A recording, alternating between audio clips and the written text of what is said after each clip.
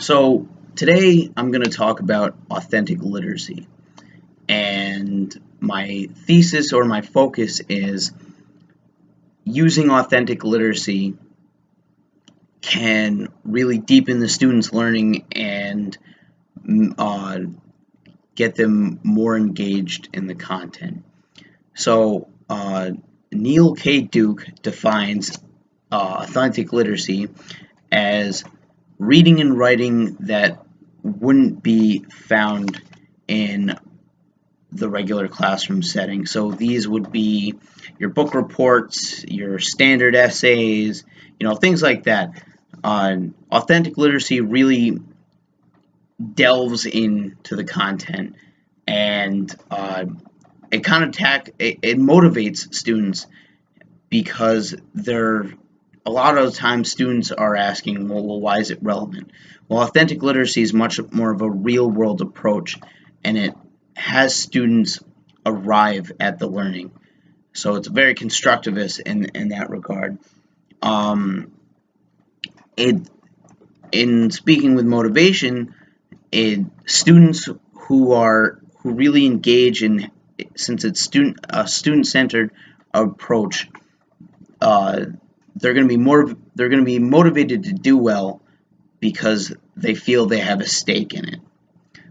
So let's talk about some strategies that really encompass authentic literacy. So one of the strategies is the KWL, and what that means is there's a chart that I can give them, or there's or it can be talking points, or it really doesn't matter. So the first part is a K. Now in the examples I read, they were for science. So since I'm a social studies teacher, I had to go back, evaluate them, kind of juggle it around a little bit in my head and figure out a social studies example. So I'll incorporate the explanation and the example at the same time. So the KWL. So let's just say my students are studying the Civil War, right? And the K part of that is, what do they know about the Civil War?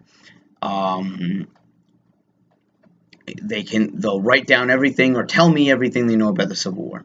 And then the W, which is the main ingredient here, is what do they want to know? So they'd write down questions or ask me questions about what they want to know about the Civil War.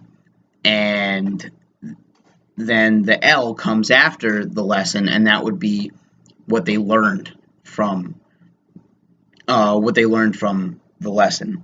So I would take these W questions, and I would put them in kind of a big sheet, or just refer to them occasionally, and I would find a text, a journal article perhaps, that answers these questions but does it indirectly.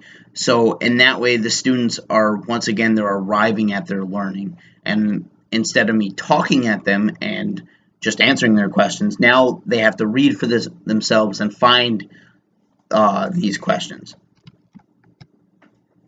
Find the answers to these questions, rather, excuse me. So the next part is called the hands-on. So this means there's an object, and then the students look at the object, they hold the object, and they write questions about the object, and then the teacher takes these questions and then finds a text that, once again,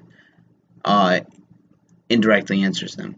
So for my purposes, social studies, in keeping with the Civil War theme, if I had a bullet from a Springfield 1861 rifle, which is the standard rifle for Union infantry during the war, I could have them feel it, they could touch it, they could, hold it, they could really, kind of get a sense for it.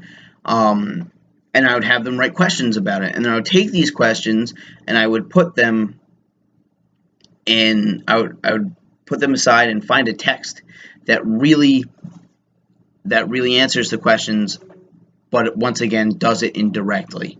So once again, the students are arriving at their own learning. And that's much more meaningful, because in this sense, the more realistic the learning in the text is, the more they'll get out of it, the more engaged they are. So this causes students to really participate in the lesson, and studies show that through this participation, the more participated and more student-centered the learning is, the more they get out of it. So one way you can incorporate these authentic literacy texts is something called mentor texts.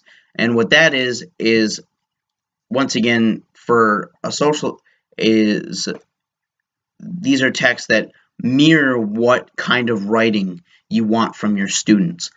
So I would have to show them and model for them how to read historical journals, and these would be their basis for historical argument, rather than the textbook that they're so used to that just simply presents historical facts. As a teacher, I can't expect my students to write these historical argumentative pieces if they have nothing to base it on.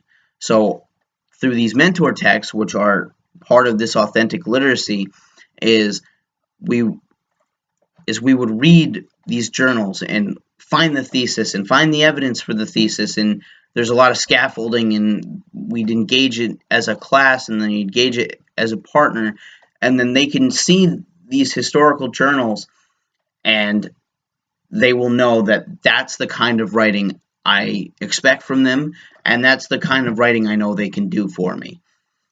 And this all ties into the aspect of writing beyond the English classroom. So, why is writing important to a social studies classroom? And it's important because it's what they get from the writing. In a social studies classroom, at least mine anyway, I want them to read, I want them to write. In particular, I want them to even speak like historians.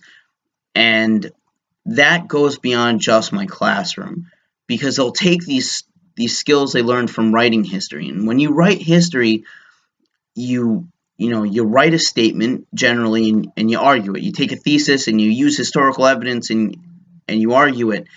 And they can apply that to the real world, that skepticism that I think is necessary for everyday life. You see something online in particular, and you can go back and you can look at it, and my students will say, well, I don't know, that sounds a little fishy to me.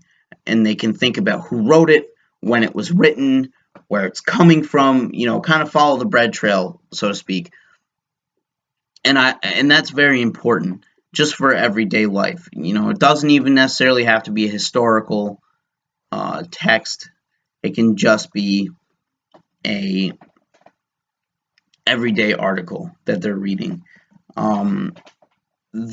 Another reason why it's so important to write in a history class is the more they write, the better they are at writing. I mean, it's just like any sport or singing or anything like that. The more you practice, the better you get.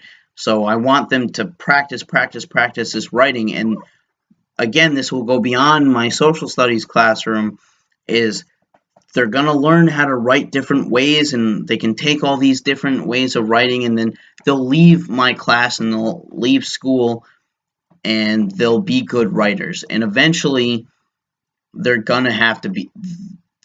use writing in whatever they do, and they're going to have to be good writers for their job, for whatever they do for the rest of their life. So it's very important that they take all the skills and all the analytical writing skills that I teach them, and I want them to apply it to a future scenario in their life. So that's kind of that's my presentation. All of this, the mentor texts, the authentic literacy, it all comes to my it all kind of sums up my philosophy as a teacher, as a social studies teacher, I should say, that I want my students to read and write like historians, and I want them to speak like historians. And using these authentic texts and using these authentic strategies for literacy will really help them. do that.